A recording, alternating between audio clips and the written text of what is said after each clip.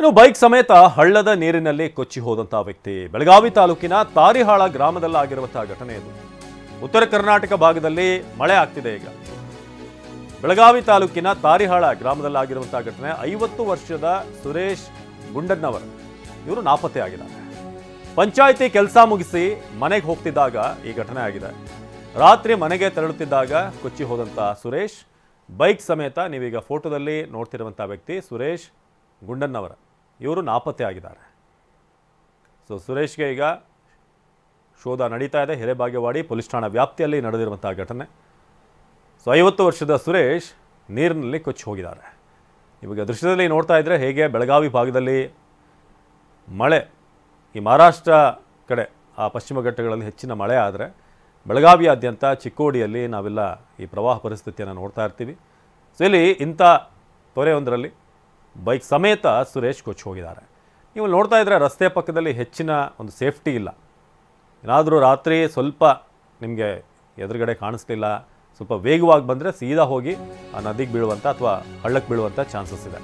ಇನ್ನು ಧಾರಾಕಾರ ಮಳೆಗೆ ಥರಗುಟ್ಟಿದಂಥ ಬಾಗಲಕೋಟೆ, ನಿನ್ನೆ ಸುರಿದಂಥ ಮಹಾಮಳೆಗೆ ಹಳ್ಳಗಳು ಭರ್ತಿ ಆಗ್ತಾ ಇವೆ. ಇಳಕಲ್ನ ಸಂಗಮ್ ಕಾಲೋನಿಯ ಹಳ್ಳ ಭರ್ತಿಯಾಗಿದೆ.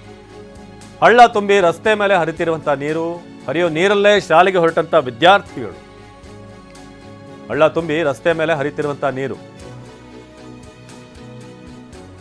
ಹರಿಯೋ ನೀರಲ್ಲೇ ಶಾಲೆಗೆ ವಿದ್ಯಾರ್ಥಿಗಳು ಹೊರಟಿದ್ದಾರೆ. ತಡರಾತ್ರಿ ಮಳೆ ಹೆಚ್ಚಾಗಿದ್ದರಿಂದ ಬಾಗಲಕೋಟೆ ಜಿಲ್ಲೆ ಈಗ ತತ್ತರಿಸೋಗಿದೆ. ನೀವೀಗ ನೋಡ್ತಾ ಇದ್ದೀರಾ ಹೇಗೆ ನೀರು ಹರಿತಿದೆ ಅಂತ. ರಸ್ತೆಗಳ ಮೇಲೆ ಭಾಳಷ್ಟು ಊರುಗಳ ಸಂಪರ್ಕ ಕಡಿತ ಆಗಿದೆ.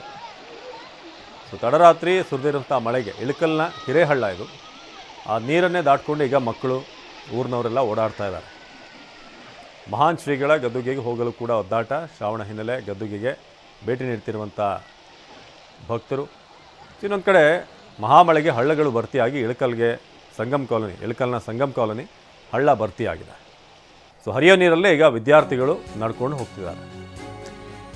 ಆಗಲೇ ತಿಳಿಸಾಗೆ ಬಾಗಲಕೋಟೆ ಜಿಲ್ಲೆಯಲ್ಲಿ ಮಳೆ ಎಷ್ಟು ಮಟ್ಟಿಗಿದೆ ಅಂತಂದರೆ ಇಳಕಲ್ನ ಹಿರೇಹಳ್ಳ ಏನಿದೆ ತುಂಬಿ ಹರಿತಾ ಇದೆ. ಮಳೆ ನೀರಲ್ಲಿ ಸಂಚಾರ ಮಾಡೋದಕ್ಕೆ ಈಗ ಸವಾರು ಒದ್ದಾಡ್ತಾ ಇರೋದು. ಮಹಾನ್ ಶ್ರೀಗಳ ಗದ್ದುಗೆಗೆ ಹೋಗಲು ಕೂಡ ಒದ್ದಾಟ ಆಗ್ತಾ ಇದೆ. ಶ್ರಾವಣ ಹಿನ್ನೆಲೆ ಗದ್ದುಗೆಗೆ ಭೇಟಿ ನೀಡೋಕ್ಕೆ ಭಕ್ತರು ಮುಂದಾಗ್ತಿದ್ದಾರೆ. ಆದರೆ ಅಲ್ಲಿ ಹೋಗೋಕೆ ನೋಡಿ ಈ ಥರ ಪರಿಸ್ಥಿತಿ ಇದೆ.